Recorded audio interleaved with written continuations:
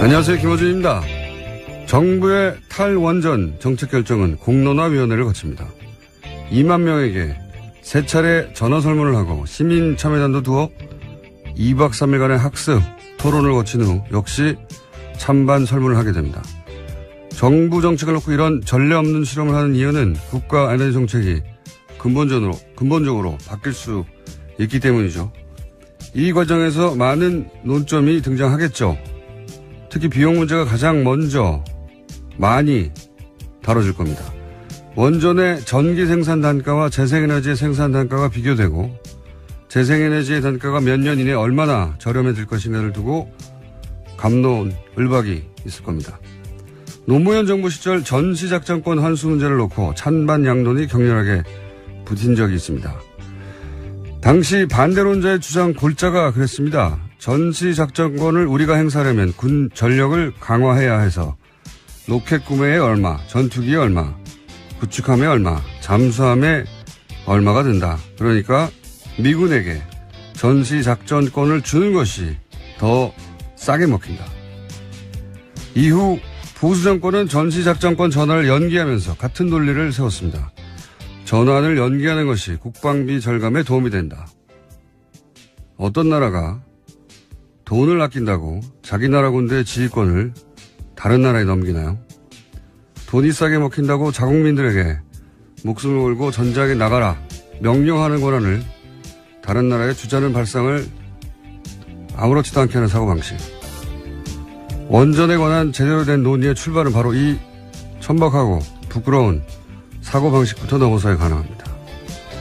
국가 미래가 걸린 일에 돈보다 중요한 거 당연히 있죠. 김어준 생각이었습니다.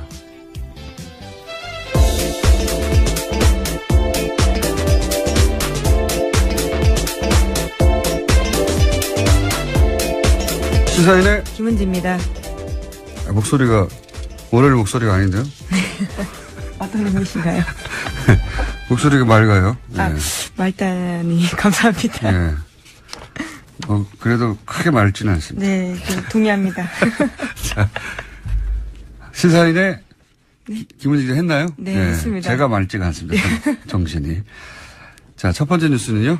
네, 오늘 이재용 삼성전자 부회장의 재판이 마무리됩니다. 지난 2월 28일 재판에 넘겨진 이재용 부회장의 결심 공판이 오늘 오후 2시에 열리는 건데요.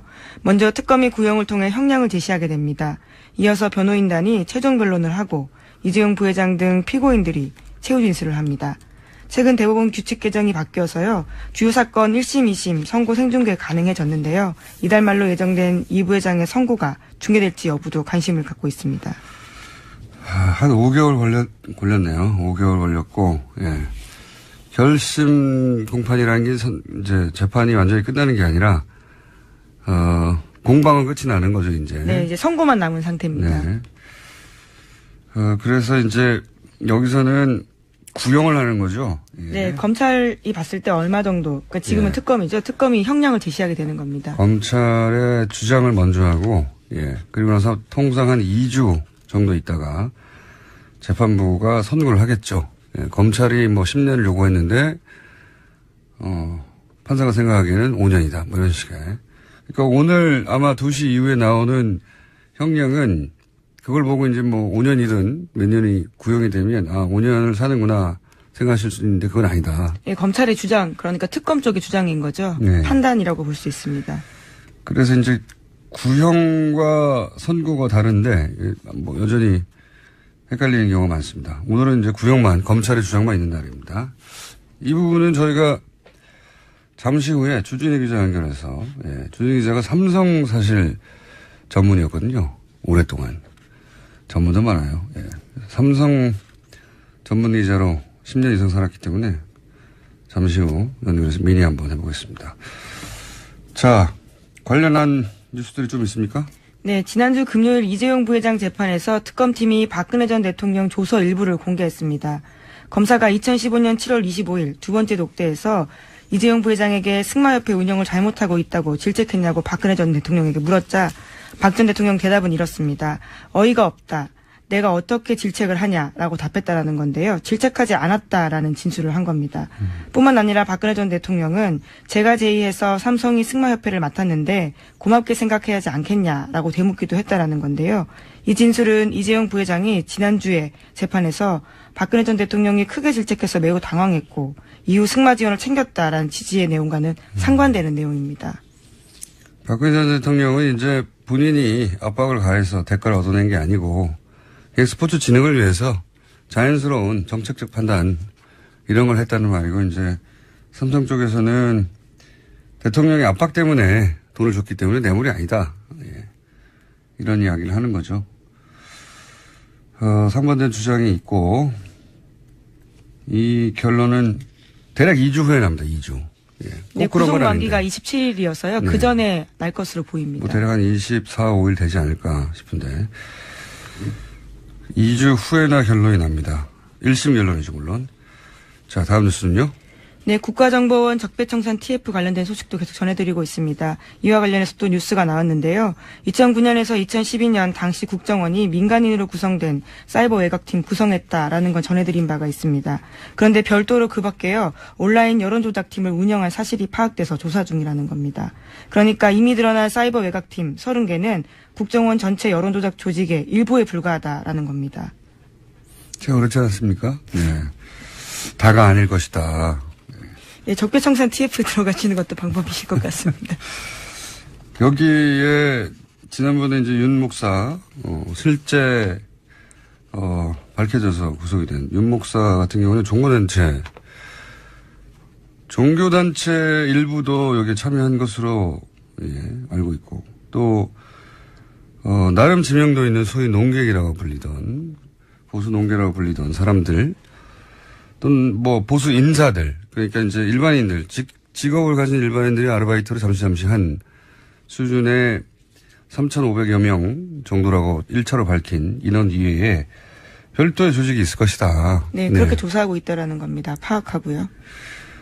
그때 당시 이제 보면은 온라인에서 이런 그러니까 포털이나 대형 커뮤니티에 글을 쓰는 조직들 말고 또 트위터에서나 SNS 뭐 페이스북 가능한 모든 온라인 공간에서 이런 활동이 있었거든요. 그러니까 뭐 그리고 여러 레벨에서 그냥 단순한 댓글 혹은 뭐 포털에서 댓글뿐만 아니라 아예 스스로 글을 창작해내는 수리에서도 있었기 때문에 저는 대단히 광범위한 왜냐하면 이 온라인 여론을 조작하는 팀 자체가 커졌어요 당시에. 처음에 심리전단에서 출발해서. 네, 그렇죠. 심리전단이 아니라 국으로 바뀌고, 인연도 바뀌고, 관리 조직 자체도 그렇게 어마어마하게 커졌는데, 당연히 훨씬 더 큰 조직이 있었을 거라고 봅니다. 네. 네, 그래서 국정원 댓글팀도요, 그 당시에 특별수사 하면서 2013년에 국정원 메인 서버 압수수색 영장 받아서 갔었는데, 국정원의 거부로 서버 확보에 실패한 바가 있습니다. 그런데 이번에는 적폐청산 TF가 이 메인 서버를 분석해서 조사하고 있기 때문에요. 관련해서 검찰로 넘어갈 수도 있다라고 보고 있습니다. 메인 서버에는 다 남아 있겠는가 뭐 그런 생각도 듭니다. 예. 일부 있겠지만 여하간 여태까지 밝혀진 바로는 별도의 조직이 더 있다. 예. 또 관련 뉴스가 있나요? 네, 또 이렇게 사람들이 많은데 왜 이제까지 안 드러났을까에 대한 의문들을 가지실 수 있을 텐데요. 관련한 보도들이 또 있습니다. 국정원은 사이버 외곽팀에 참여한 민간인들에게 개별적으로 보안서약서 받았다라고 합니다. 또 민간인들끼리 다른 팀의 존재를 알지 못하도록 국정원 직원이 이들을 점조직으로 관리했다라고 합니다. 간첩이죠, 간첩. 자국민을 상대로 한 여론 조작하는 간첩. 그렇게 저는 보입니다, 사실은. 예. 그리고 이제 예산도 보면 3,500만 얘기하면서 한 달에 2억 5천 이런 식으로 얘기했는데 이 국정원장의 최대 관심사 중에 하나였단 말이죠. 네. 이 일을 해서 다시 정권을 뺏기지 말고 유지해야 한다는 그런 목적하에 했는데 한 달에 2억 5천이라는 건 껌값입니다. 껌값.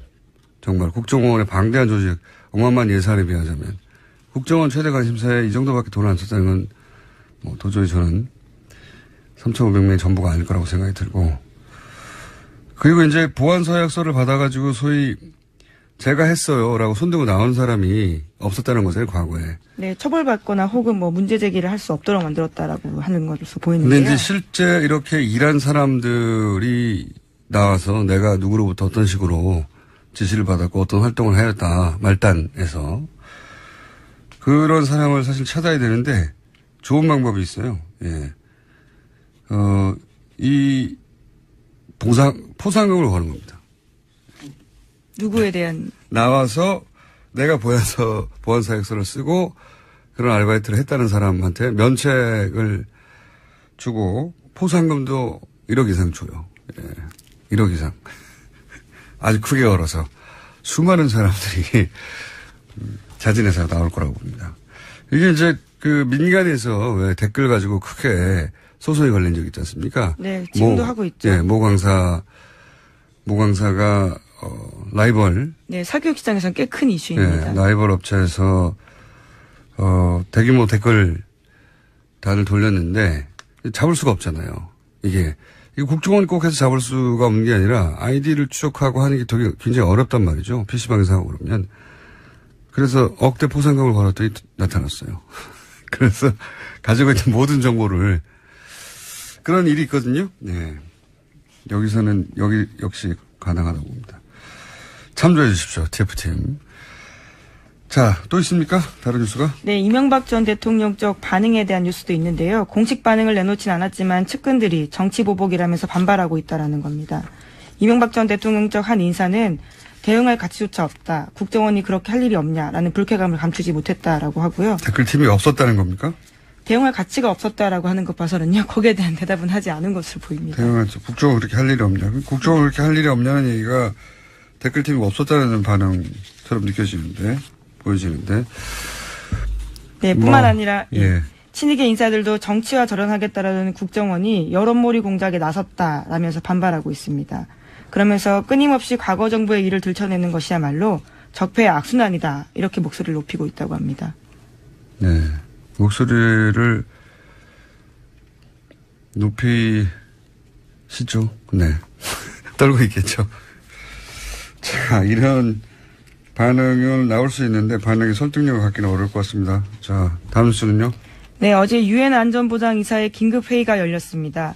유엔이 북한에 대한 강도 높은 제재안을 다시 내놓은 건데요. 북한의 주력 수출품인 석탄과 철, 철광석 등 주요 광물과 수산물의 수출이 전면 금지됐습니다. 또 북한의 연간 수출액의 3분의 1에 해당하는 자금 차단 효과가 있을 것으로 보이는데요. 다만 애초 예상됐던 대북 원유 수출 금지 조항은 중국과 러시아의 반대로 빠졌습니다. 원유 수출 금지까지 해버리면 사실 북한을 완전히 고립해서 붕괴시키겠다는 거죠. 북한 붕괴는 중국과 러시아가 원하지 않습니다. 네. 기본적으로. 어마어마한 난민이 1,000만 명 단위로 발생할 수도 있고 그리고 그 지역에서의 권력 공백, 권력 공백이 불안정해지면 국지전도 있을 수 있고 미국이야 저 멀리 떨어져 있는 태평양 건너 땅이지만 중국, 러시아는 다 연결돼 있잖아요. 예. 게다가 이제 한반도에서의 미국의 영향력이 더 확대되고 한반도를 미국의 영향력 아래에 다 들어가게 하는 걸 원치 않죠. 중국, 러시아는.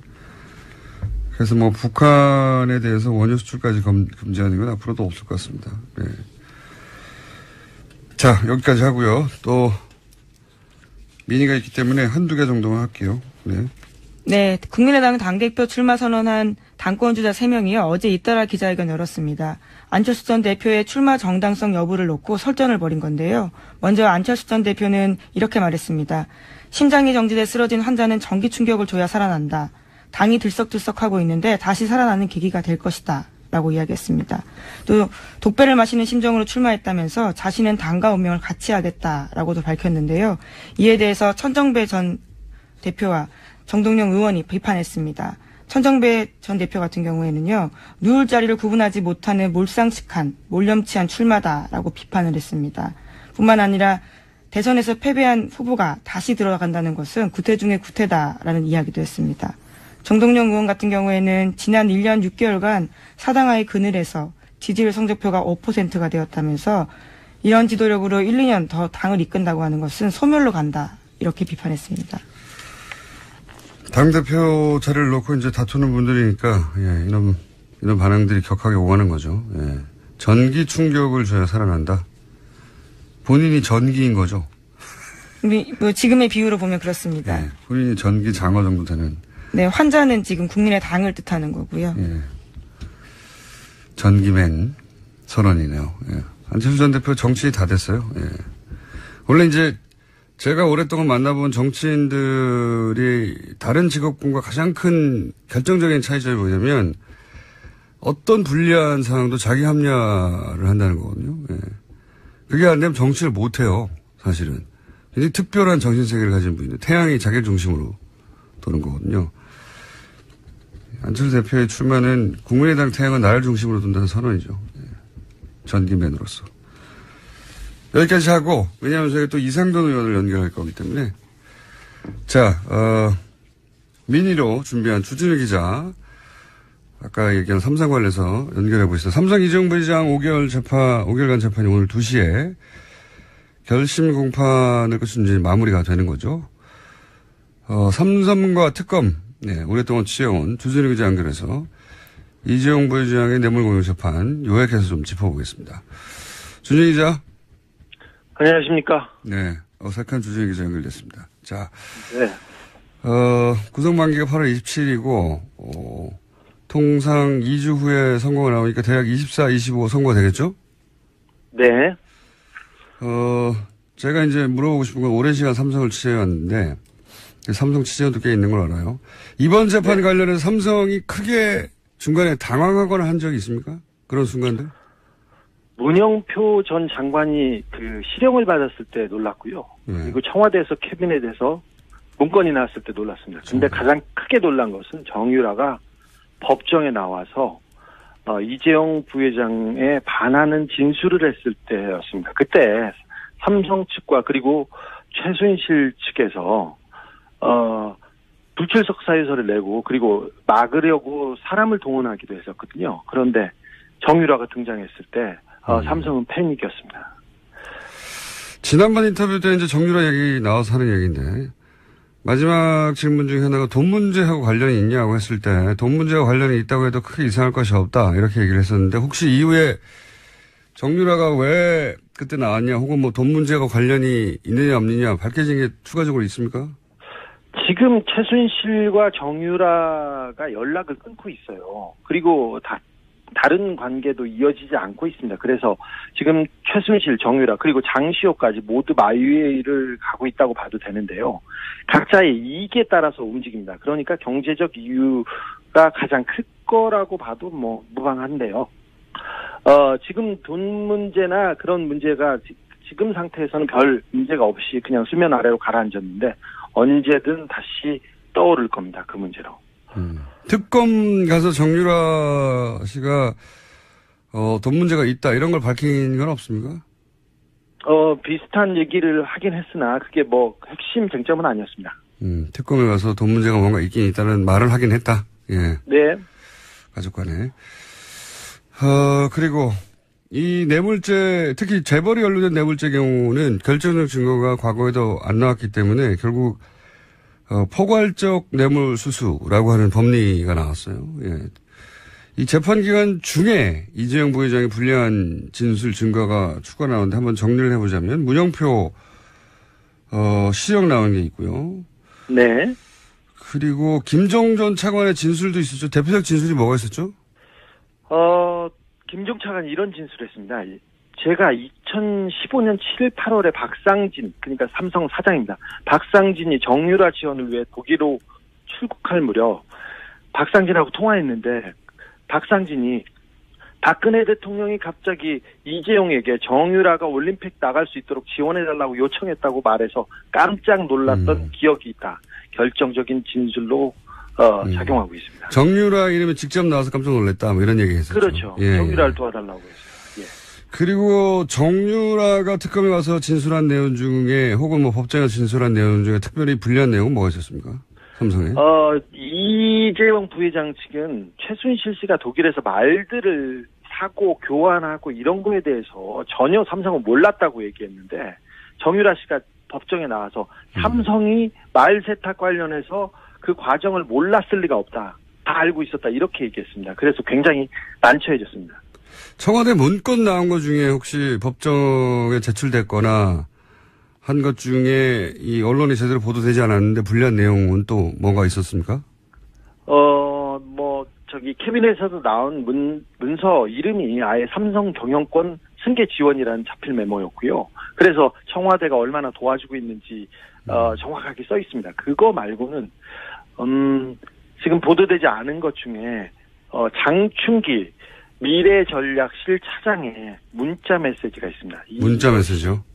예, 빼도 박도 못할 스모킹건입니다. 사실 뇌물을 주고 인증샷 찍지 않지 않습니까? 그래서 직접 증거, 결정적인 증거는 없습니다, 사실. 근데 정황상 증거를 다 따져야 되는데 이번 뇌물 사건처럼 증거가 많은 경우가 드뭅니다. 재벌 관련해서는 이 정도면 굉장히 많이 나온 거라고 얘기들 하는데, 자. 네. 지금 이제 장충기 전 사장 핸드폰 문자 얘기했는데, 장충기 전 사장 핸드폰 문자 관련 보도가 있긴 있었는데, 구체적인 문자가 내용이 뭔지는 자세히 보도된 적이 없어요. 근데 네. 그 부분을 한번 핸드폰 문자 내용 파악이 되어 있는 것 같으니까 물어보자면, 우선 장충기 사장 역할부터 짚어보죠. 장충기 사장은 삼성에서 어떤 역할을 했습니까?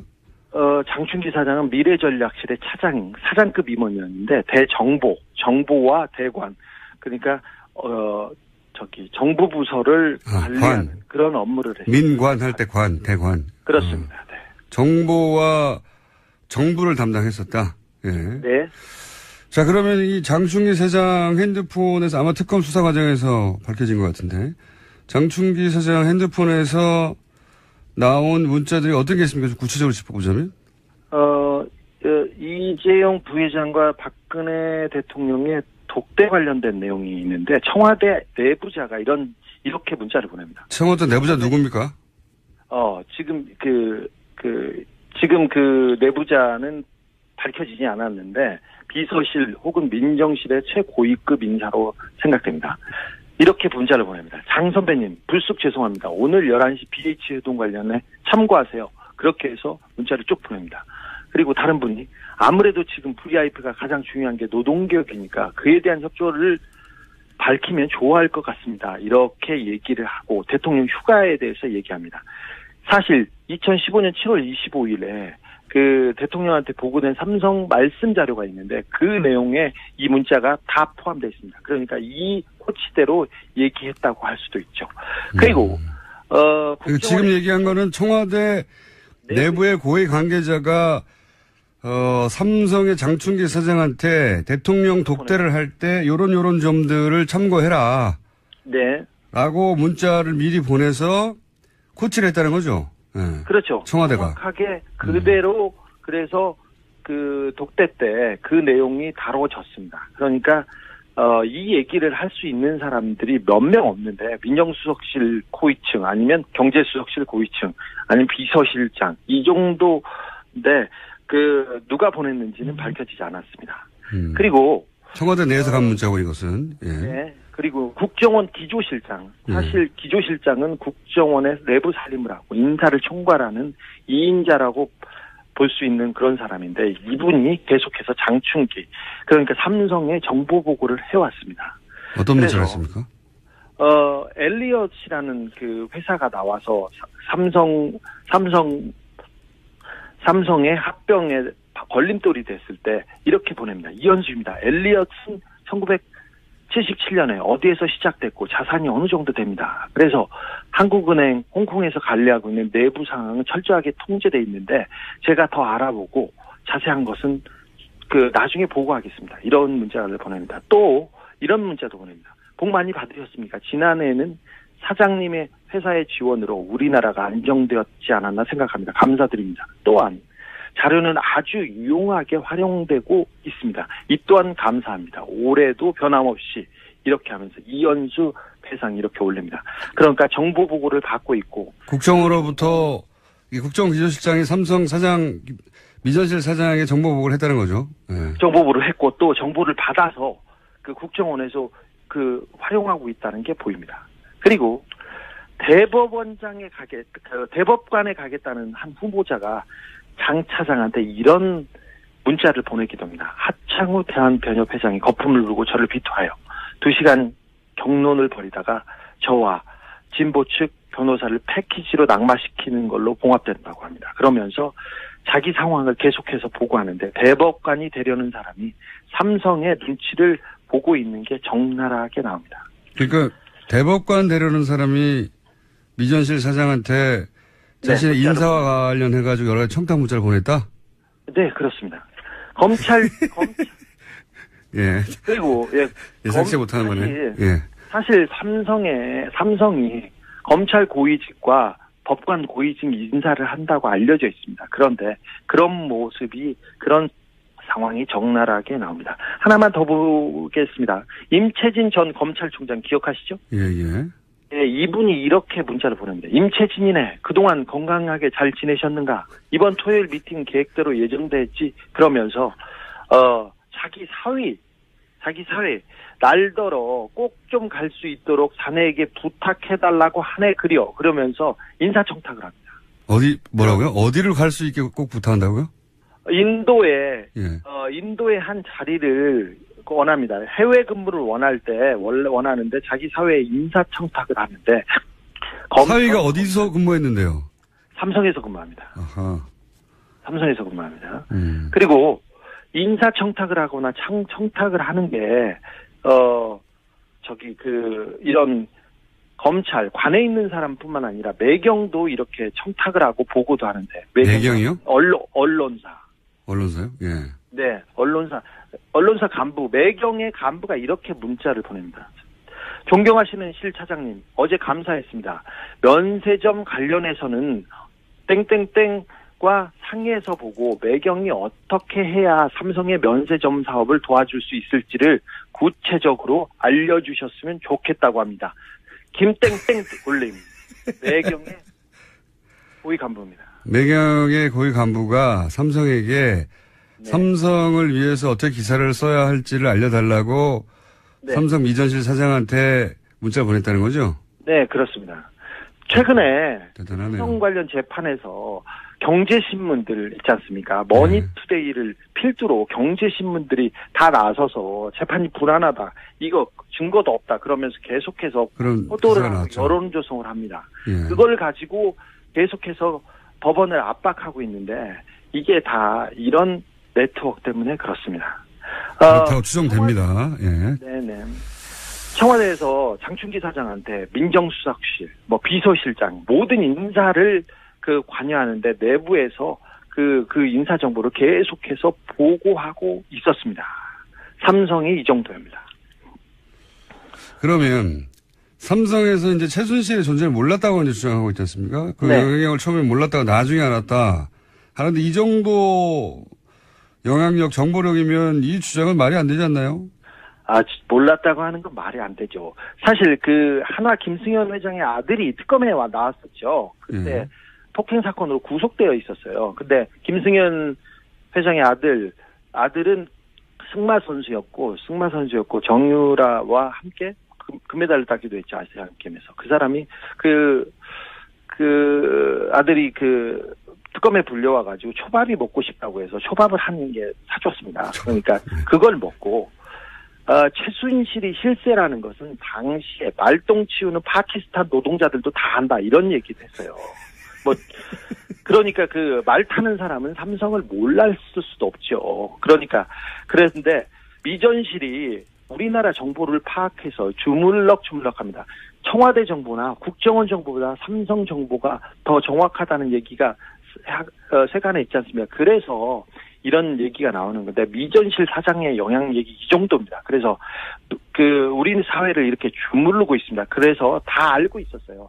사실 그리고 독일 프랑크푸르트에 삼성 유럽 본부가 있는데 거기에 있는 삼성 양혜경 사장이라는 분이 최순실의 뒤를 오래전부터 봐줬다고 여러 차례 증언이 나오고 있습니다. 그래서 삼성이 먼저 최순실의 존재를 알고 승마협회를 접수해서 이 최순실 뒤를 지원해야 된다. 최순실을 독점해야 된다.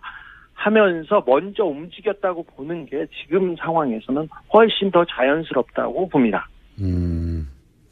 최순실을 독점해야 한다. 예.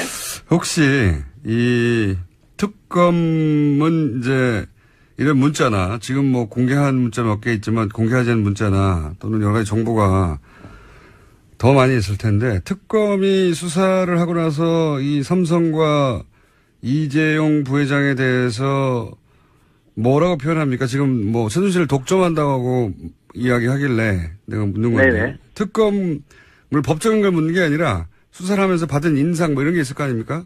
네. 특검 검사들하고 특별히 최순실과 정유라를 취재했던 검사들 사이에 이런 얘기가 있어요. 특검 초기에는 박근혜가 대통령인 줄 알았는데 최순실이 대통령이었다. 이렇게 생각했다. 그런데 막판에 삼성 수사를 해봤더니 우리나라의 대통령은 이재용이었고 장충기가 비서실장이었다. 이렇게 얘기합니다. 그런 정도로 비유한다. 네. 삼성 뇌물 공여 사건에 관해서는 그렇다는 얘기겠죠. 네, 그렇습니다. 그러니까 삼성이 국가 권력과 대등하게 딜을 했다 이렇게 파악하나 보죠? 그렇죠. 사실상 삼성이 국가를 지배하고 있었고요. 우리 전체 사회를 주물렀다. 청와대도 국정원도 삼성 아래에 있었고 아래에 있거나 대등했고 그다음에 검찰과 법원에서 삼성한테 인사청탁을 합니다. 그냥 언론은 그냥 애완견 수준이었고요. 그걸 보면 우리나라가 삼성공화국이었구나. 알겠습니다. 네. 생각했다고. 삼성을 오래 취재하다 보니 인터뷰는 점점 감정이 올라오는 것 같은데. 마지막 질문인데. 아니라 삼성을 제가 좀 정확하게 알고 있어요. 다른 사람에 비해. 특검. 알잖아요. 마지막 질문인데 특검이 몇 년 구형할 것 같아요? 얘기를 한번 해보죠. 오늘 구형할 것 같은데 어제 밤까지도 경론을 벌이면서 회의를 했습니다. 사실 이재용 부회장한테 적용된 혐의 중에 가장 핵심은 뇌물공여인데 뇌물공여는 법정형이 5년형 이하예요. 그러니까 큰 범죄는 아닙니다. 이재용 부회장이 다른 죄보다 말이죠. 그런데 가장 무거운 것은 재산을 국외로 도피한 혐의인데 50억 이상을 도피했으면 10년 이상 징역이 나와야 됩니다. 무기징역까지 선고할 수 있고요. 그다음에 횡령죄도 지금 가볍지 않은데 50억 이상이기 때문에 무기 또는 5년 이상의 징역이 나와야 됩니다. 이 밖에 이재용 부회장이 국회에서 위증했죠. 1년 이상 징역입니다. 이걸 따져보면 세게 때리면 17년, 20년을 때릴 수 있고 약하다 하면 10년 정도 때릴 수 있는데 삼성을 지금까지 약하게 때려왔던 검찰의 관행을 전임자들을 어느 정도 고려해야 하기 때문에 저는 15년 예상합니다. 12년에서 15년 구형할 거라고. 알겠습니다. 2시 이후에 밝혀지겠죠. 오늘 여기까지 하겠습니다. 네. 감사합니다. 지금까지 시사인의 주진우 기자였습니다. 자, 김은지 기자도 안녕. 네, 저희 장충기 전 사장 문자는 이번 주 발행되는 시사인에서 확인할 수 있습니다. 더 자세하게요. 뉴스공장에 다 얘기했기 때문에 안 사볼 거예요. 훨씬 더 자세합니다. 네, 감사합니다. 예. 안철수 전 대표의 당대표 출마 선언에 대한 국민의당 내부 반응 이상돈 의원 통해 들어보겠습니다. 국민의당 이상돈 의원 전화 연결되어 있습니다. 안녕하세요. 네, 안녕하십니까? 네, 여러 차례 저희가 인터뷰 요청드렸는데 오늘에서 연결이 됐습니다. 네, 그렇습니다. 네. 다음에는 꼭 스튜디오에 한번 나와주시고요. 반갑습니다. 어제 당대표 출마 반대하는 의원들과 함께 심야회동을 하셨다고 알고 있는데 어떤 이야기가 오갔습니까? 심야까지는 안 되고 밤 9시에 만나서 그런 얘기를 했습니다. 이미 보도에 나온 그대로입니다. 그대로고 안철수 전 대표가 당대표에 나와서는 안 된다. 하는 것에 대해서 의견을 모았죠. 무엇보다 그 원인은 뭐냐. 이번 전당대회는 임시 전당대회다 말이죠. 박지원 의원이 대표직을 내놨죠. 네. 대선 패배 책임을 지고 그래서 하는 것인데 대선 패배에 대한 책임을 볼 것 같으면 박지원 전 대표보다 10배, 100배나 많은 안철수 전 대표가 대표직 나오겠다는 것은 이건 어불성설이다. 그런 데 대해서 의견 일치를 모았습니다. 네. 지금 출마를 반대하시는 의원들이 당내에 몇 분이나 됩니까? 그 당직자들은 의견 표명, 공개적인 표명을 이제 삼가하게 있지만은 네. 포함은 절반을 훌쩍 넘는다고 보고 있습니다. 당 전체를 보자면 절반을 넘는다. 의원들 중에 거꾸로 그러면 출마를 찬성하시는 분도 있습니까? 적극적으로 그 지지를 처음부터 말했던 의원은 사실 이원주 의원 한 사람뿐이었고 또 이제 자신이 생각하기에 안철수 전 대표 때문에 국회의원이 됐다고 생각하는 몇 사람들은 그래도 도와야 되지 않느냐, 이렇게 보고 있는데, 저는, 참 그런 거 우습다고 봅니다. 국회의원이 되면은 그 헌법기관인데, 자기가 독자적인 판단을 해야지, 나는 안 대표 때문에 국회의원 됐으니까 뭘 해도 도와야 된다. 그 우습다고 생각합니다.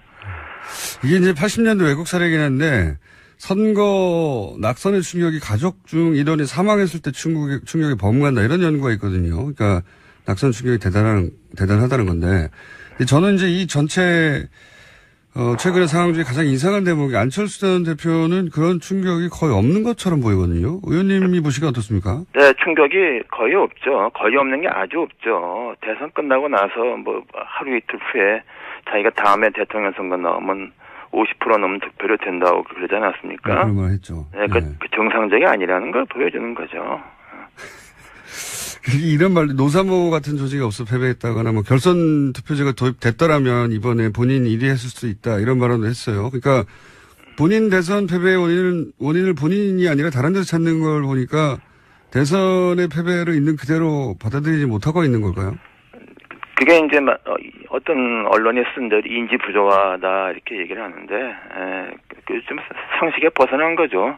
그래도 안철수 전 대표가 국민들한테 좀 남아있는 좋은 이미지가 깨끗한 정치를 상징한다든가 겸손함 이런 게 있었는데 그런 건 다 없어졌고 남아있는 것은 인지 부조화, 터무니없는 나르시즘 이런 거밖에 남아있지 않는 것 같습니다. 불행한 일입니다.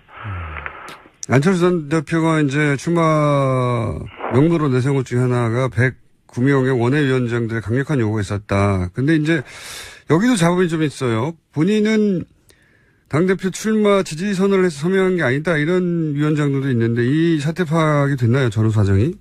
네, 아직은 정확히 파악은 안 됐으면 저는 대충 심증이 있죠. 그 얘기가 좀 공론화된 게 제가 그 인터뷰에서 얘기해서 이제 드러났죠.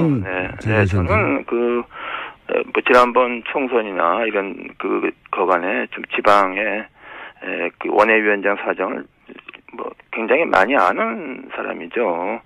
100명씩 나올 수가 없습니다. 그리고 저도 확실하지만 대충 심증 가는 부분이 있죠. 그리고 어떻게 심증이 가십니까? 왜? 대표가 이제 그거는 허수다. 이렇게 좀 공개적으로 반박을 했죠. 네. 심증이 가신다는 거는 그러니까 서명을 하긴 했는데 당대표 출마하라고 서명한 게 아니라는 겁니까? 아니면 서명까지 한 건 아니고 동의를 했다고 그러는데 그 동의도 정확한 것 같지 않고 109명의 명단을 발표해야 되지 않습니까? 못하고 있지 않습니까? 그리고 109명의 숫자가 나올 수가 없습니다. 숫자도 과장이고 명단도 네, 없다. 그러니까 그 제보 조작 사건이 재판이죠. 그 정도까지 보시는 거군요. 그러니까 109명이나 숫자도 불려졌고 서명도 없었고 명단도 없다. 명단을 발표하지 못하고 있지 않습니까? 정치하는 사람이 자기 이름을 들었냐고 의견을 내죠. 네. 그렇죠. 원외위원장 3명 정도. 네, 원외위원장도 정치인 아닙니까? 네. 그렇죠. 국회의원이 되려고 하는 분들인데요. 그렇죠. 동교동계는 어떻습니까? 처음에 탈당하겠다고 했다가 잘못은 안철수 전 대표가 했으니 자신들이 탈당할 게 아니라 출당시키겠다 이런 발언이 보도됐었는데 이게 출당이 가능한 겁니까? 당구상? 당원 당에서는 출당은 어렵다고 봐야죠. 상징적인 그런 의지를 표명한 거다. 상징성이 있다는 것이죠. 그 정도로 격앙돼 있다. 무엇보다도 이번 대세의 패배를 국민의당이 호남당이기 때문에 패배했다. 이런 얘기가 나오고 있지 않습니까요? 제가 보기에는 안철수 전 대표가 그나마 대통령 선거에 나가게 된 것은 박지원 전 대표 때문이죠. 1년 동안 박지원 전 대표가 안 대표를 전폭적으로 밀어서 대선까지 간 거 아닙니까? 이건 어떻습니까? 지금 이제 물론 이것도 다 분석인데 언론들이 잘 이해가 안 가니까 이런저런 분석을 내놓습니다. 그러니까 당을 이제 호남 의원들이 다 장악을 해버리면 본인의 안철수 전 대표 본인의 입지가 사라질 것 같아서 그래서 출마했다 이런 분석이 있는데요. 그런 해석도 가능하다고 보는데요. 사실은 안철수 전 대표의 입지가 지금 앞으로 있겠습니까? 솔직히 말씀드려서 이제 지난번 대선 토론 때 이미 다 드러났지 않습니까? 이미. 저는 그렇게 봅니다. 네. 굉장히 야박하게 평가하시는군요. 그럼 이런 표현들은 어떻습니까? 극중주의라든가, 뭐 전기 충격에 의해서 당이 지금 주목을 다시 받고 있다든가, 또 뭐 안중근 의사를 비유한다든가. 아니, 그거 좀 뭐 표현 같은 거, 예. 뭐 이렇게 신경 쓸 필요가 없습니다. 뭐 좀 심하게 말하면은 혹시 뭐 영어 단어에 뭐 불시시라는 영어 단어 있지 않습니까? 그 정도밖에 안 되는 거고 그게 뭐 비중을 들 필요가 없습니다. 그러니까 말이 안 되는 얘기죠. 네. 굉장히 화가 나신 것 같은데. 그러면 진짜 이유는 뭘까요? 이제 국민의당 소멸 때문에 나왔다. 뭐 호남 의원들에 대한 당 장악을 우려했기 때문이다. 지방선거에서 공천권을 쓰려고 한다. 뭐 등등 이제 이해가 안 가니까 여러 언론이 여러 방식으로 이유를 분석하고 있는데 의원님이 보시기에는 진짜 이유가 뭐라고 보십니까? 그냥 진짜 이유는 이해가 안 되는 거죠. 그 어떤 언론이 뭐 이른바 인지 부조화증에 빠졌다. 뭐 그게 정확한 분석이라고 봐야 되는 거죠. 뭐 그거 외에는 답이 없습니다. 대통령 선거 끝나고 나서 그 다음 날 내가 다음에 나가면 50% 넘어도 된다고 말하는 사람은 그 이해가 됩니까? 그 이해 안 됩니다. 제가 대통령 선거 지난번 끝나고 2012년 그해 가을에 문재인 대통령이 저하고 한 2분 저녁을 초대한 적이 있는데 제가 느끼기에 그 10월 달인데도 불구하고 문재인 대통령은 그 당시 대선 후유증에 아직 그 굉장히 가위 눌린 같은 상태에 있는 거 제가 느꼈어요. 그게 정상입니다. 그렇죠. 그런 과정을 거쳐야 다음에 정치적으로 재개하는 거죠. 그렇긴 한데 보통 뭐 통상 큰 선거에서 지고 나면 뭐 지지자들은 울고 당사자들은 미안해하고 그러면서 한 1, 2년 정치활동하지 않다가 네, 스스로 그게 정상이죠. 네, 패배 원인을 곱씹고 뭐 그런 게 통상인데 대선 직후부터 노사모 조직을 찾고 그런 게 이상하긴 했습니다만 그게 쭉 이어지는 것 같기도 합니다. 지금 상황에서 그런데 출마는 말릴 수 없을 것 같은데 출마하게 되면 결국 그래도 안철수 전 대표가 직전에 대선 후보였고 하니까 당선될 가능성이 높지 않겠습니까? 아니, 그거는 일단에 그 정동영 의원과 천정배 의원의 거취를 봐야 된다고 봅니다. 참고 삼아서 저는 뭐 정동영 의원이나 그 천정배 의원이 당대표 되는 거를 뭐 반대하는 것도 아니지만 지지하는 것도 아닙니다. 다만 문제는 당이 이렇게 한 사람의 일종의 나르시즘에 흔들려서 이게 안 돼, 공당이 아니다. 이런 생각이고요. 그래서 일단은 그 정동영 의원과 천정배 의원이 오늘 내일 며칠 동안에 그 두 사람의 결심을 일단 봐야 됩니다. 그건 누가 말할 수 없고 본인의 결심이죠. 과연 단일화를 나갈 것인가, 단일화를 말씀하시는 무산시킬 것인가, 단일화할 것인가, 뭐 이걸 저간 그 두 사람의 결심을 봐야 됩니다. 네.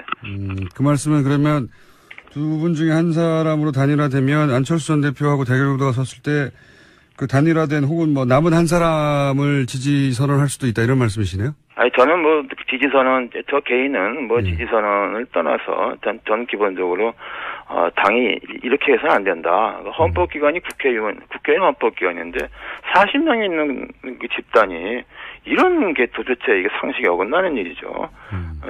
저는 그래서 원칙적인 입장에서 말씀드리는 건 이제 말하는 겁니다. 지지 선언까지는 아니더라도 누군가를 지지한다기보다는 안철수 전 대표 당선은 안 된다는 낙마 선언을 하시는 건가요? 그러니까 말하자면? 낙마 선언 반대 선언이죠. 반대죠. 그래서는 안 된다. 그리고 이 모든 책임 있는 사람이 뭐 의사로 나서는 거죠. 그건 얘기가 안 되죠. 그런 소위 이제 낙마 선언 혹은 뭐 반대 선언을 할 의원분들이 당내에 많습니까?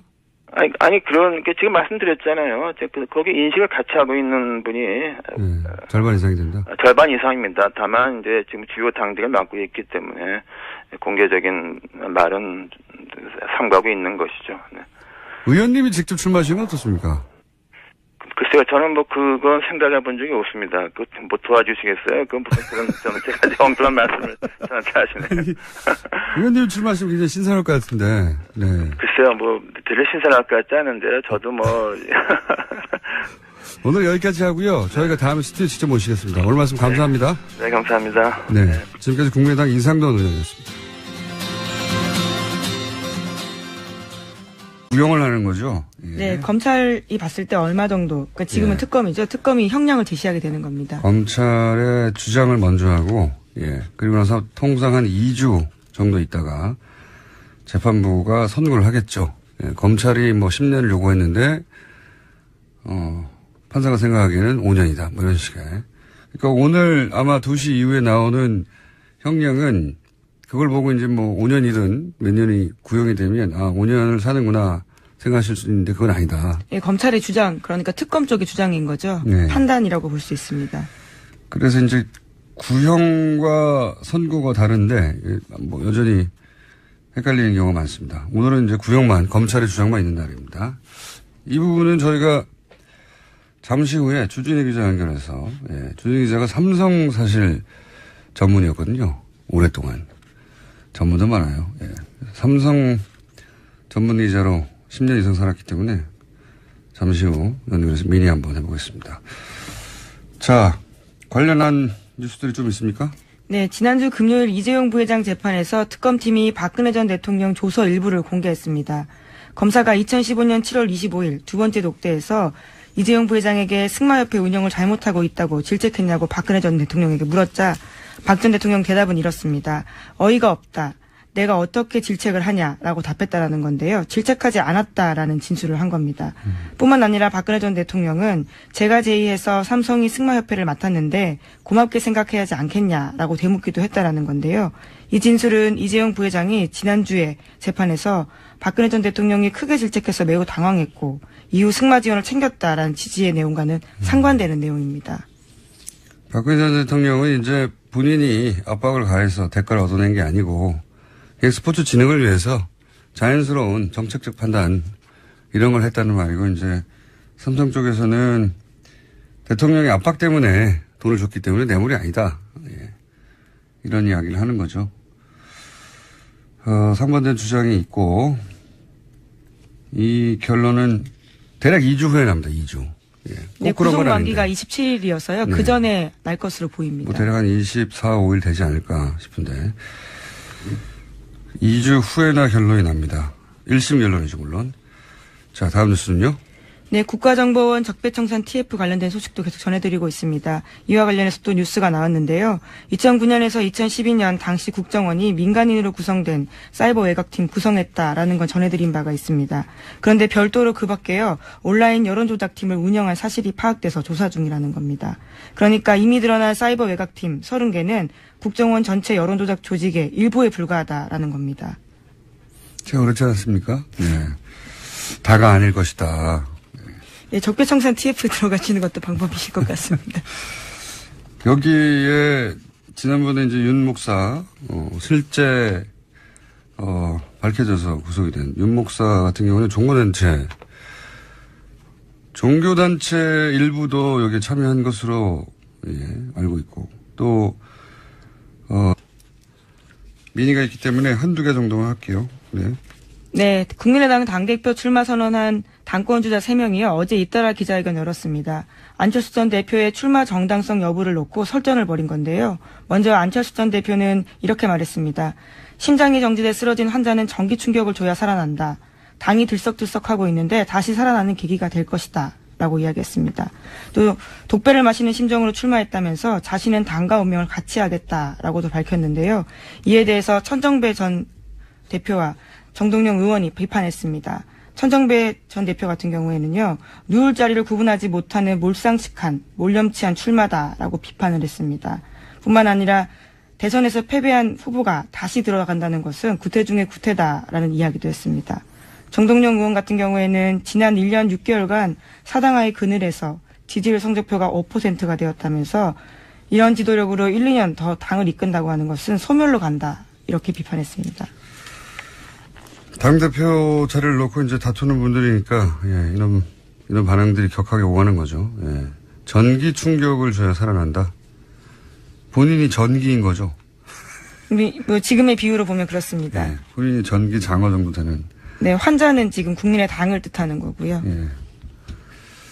전기맨 선언이네요. 예. 안철수 전 대표 정치인이 다 됐어요. 예. 원래 이제 제가 오랫동안 만나본 정치인들이 다른 직업군과 가장 큰 결정적인 차이점이 뭐냐면 어떤 불리한 상황도 자기 합리화를 한다는 거거든요. 예. 그게 안 되면 정치를 못 해요. 사실은. 굉장히 특별한 정신세계를 가진 분인데 태양이 자기 중심으로 도는 거거든요. 안철수 대표의 출마는 국민의당 태양은 나를 중심으로 둔다는 선언이죠. 예. 전기맨으로서. 여기까지 하고, 왜냐하면 저희가 또 이상돈 의원을 연결할 거기 때문에. 자, 미니로 준비한 주진우 기자. 아까 얘기한 삼성 관련해서 연결해 보시죠. 삼성 이재용 부회장 5개월간 재판이 오늘 2시에 결심 공판을 끝은 이제 마무리가 되는 거죠. 삼성과 특검, 네, 오랫동안 취해온 주진우 기자 연결해서 이재용 부회장의 뇌물공여 재판 요약해서 좀 짚어보겠습니다. 주진우 기자. 안녕하십니까. 네, 어색한 주진우 기자 연결됐습니다. 자, 네. 구속만기가 8월 27일이고, 통상 2주 후에 선고가 나오니까 대략 24, 25 선고가 되겠죠? 네.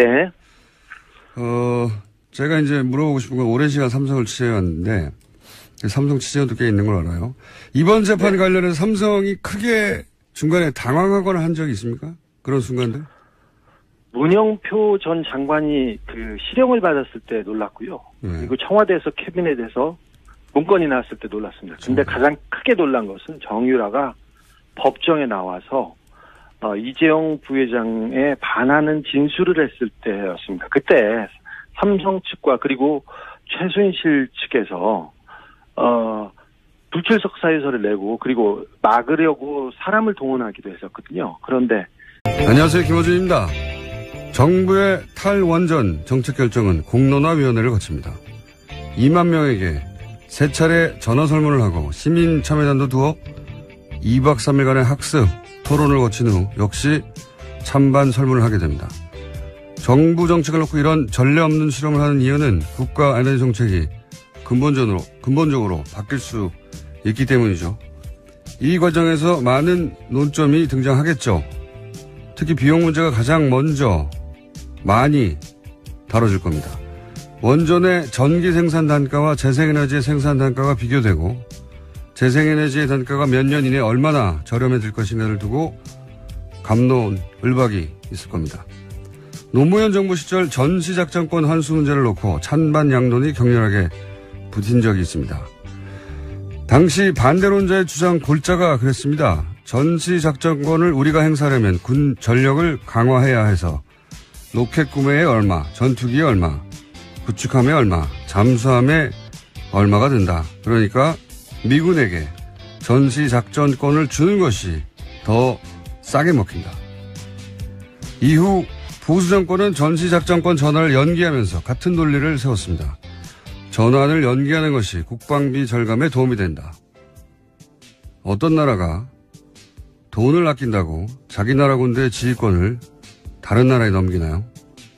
돈이 싸게 먹힌다고 자국민들에게 목숨을 걸고 전장에 나가라 명령하는 권한을 다른 나라에 주자는 발상을 아무렇지도 않게 하는 사고방식. 원전에 관한 제대로 된 논의의 출발은 바로 이 천박하고 부끄러운 사고방식부터 넘어서야 가능합니다.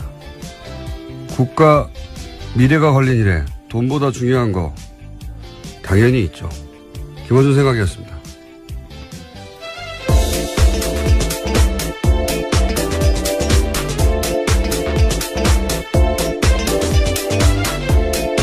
시사인의 김은지입니다.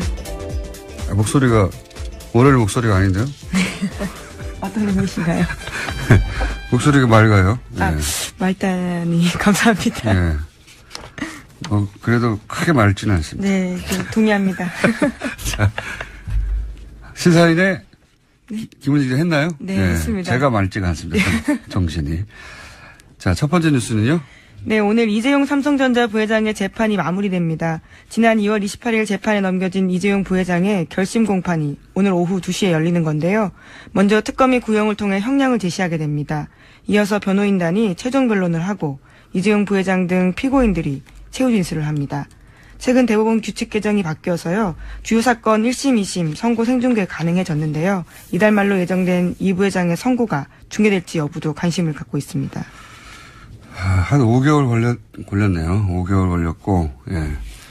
결심 공판이라는 게 이제 재판이 완전히 끝나는 게 아니라, 공방은 끝이 나는 거죠, 이제. 네, 이제 선고만 남은 상태입니다. 네.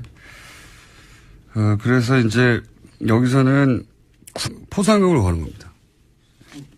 누구에 대한? 나와서 내가 보안사역서를 쓰고 그런 아르바이트를 했다는 사람한테 면책을 주고 포상금도 1억 이상 줘요. 예. 1억 이상. 아주 크게 걸어서 수많은 사람들이 자진해서 나올 거라고 봅니다. 이게 이제 그 민간에서 왜 댓글 가지고 크게 소송이 걸린 적 있지 않습니까? 네, 지금도 하고 있죠. 예, 모 강사가 라이벌. 네, 사교육 시장에서는 꽤 큰 이슈입니다. 네, 라이벌 업체에서 대규모 댓글 단을 돌렸는데 잡을 수가 없잖아요.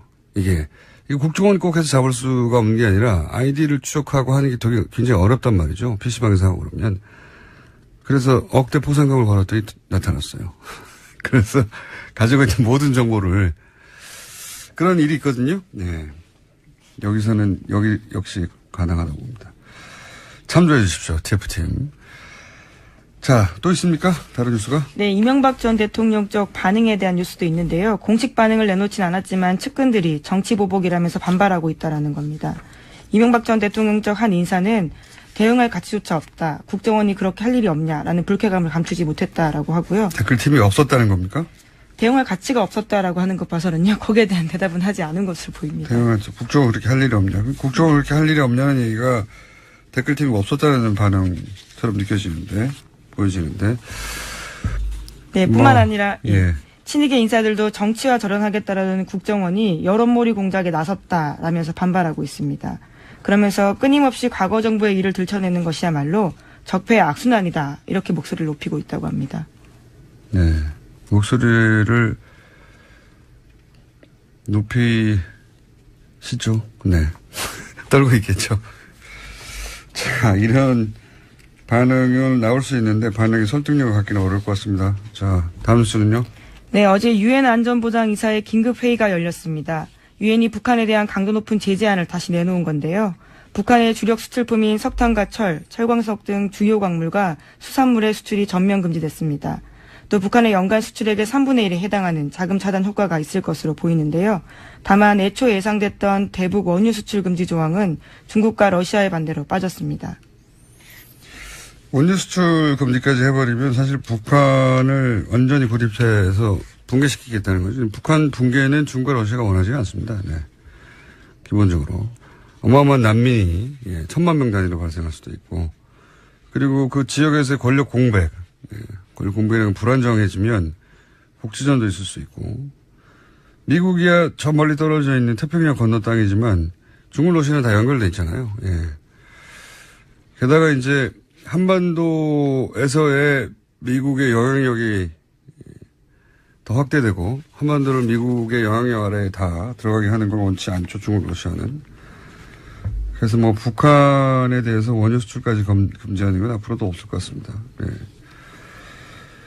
자, 여기까지 하고요. 또 나름 지명도 있는 소위 농객이라고 불리던 보수 농객이라고 불리던 사람들 또는 뭐 보수 인사들 그러니까 이제 일반인들 직업을 가진 일반인들이 아르바이트로 잠시 한 수준의 3,500여 명 정도라고 1차로 밝힌 인원 이외에 별도의 조직이 있을 것이다. 네, 그렇게 조사하고 있다라는 겁니다. 파악하고요.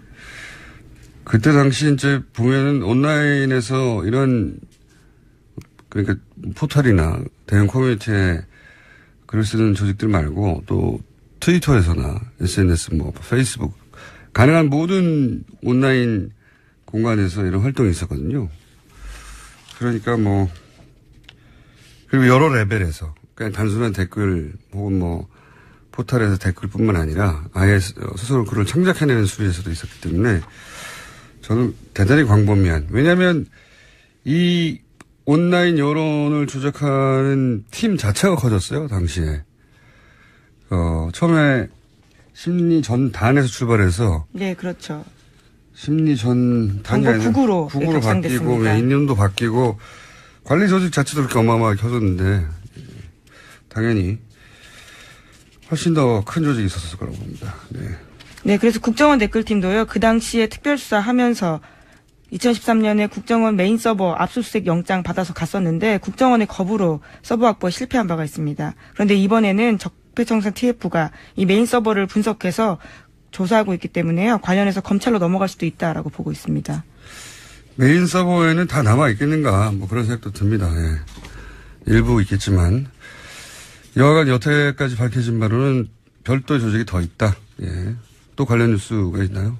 네, 또 이렇게 사람들이 많은데 왜 이제까지 안 드러났을까에 대한 의문들을 가지실 수 있을 텐데요. 관련한 보도들이 또 있습니다. 국정원은 사이버 외곽팀에 참여한 민간인들에게 개별적으로 보안 서약서 받았다라고 합니다. 또 민간인들끼리 다른 팀의 존재를 알지 못하도록 국정원 직원이 이들을 점조직으로 관리했다라고 합니다. 간첩이죠, 간첩. 자국민을 상대로 한 여론 조작하는 간첩. 그렇게 저는 보입니다, 사실은. 예.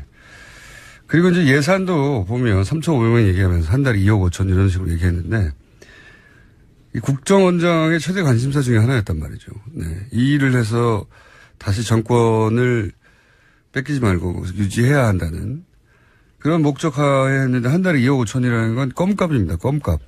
정말 국정원의 방대한 조직 어마어마한 예산에 비하자면 국정원 최대 관심사에 이 정도밖에 돈을 안 썼다는 건 뭐 도저히 저는 3,500명이 전부가 아닐 거라고 생각이 들고 그리고 이제 보안 서약서를 받아가지고 소위 제가 했어요라고 손들고 나온 사람이 없었다는 거죠, 과거에. 네, 처벌받거나 혹은 뭐 문제 제기를 할 수 없도록 만들었다라고 하는 것으로 보이는데요. 근데 이제 실제 이렇게 일한 사람들이 나와서 내가 누구로부터 어떤 식으로 지시를 받았고 어떤 활동을 하였다 말단에서 그런 사람을 사실 찾아야 되는데 좋은 방법이 있어요. 예. 이 보상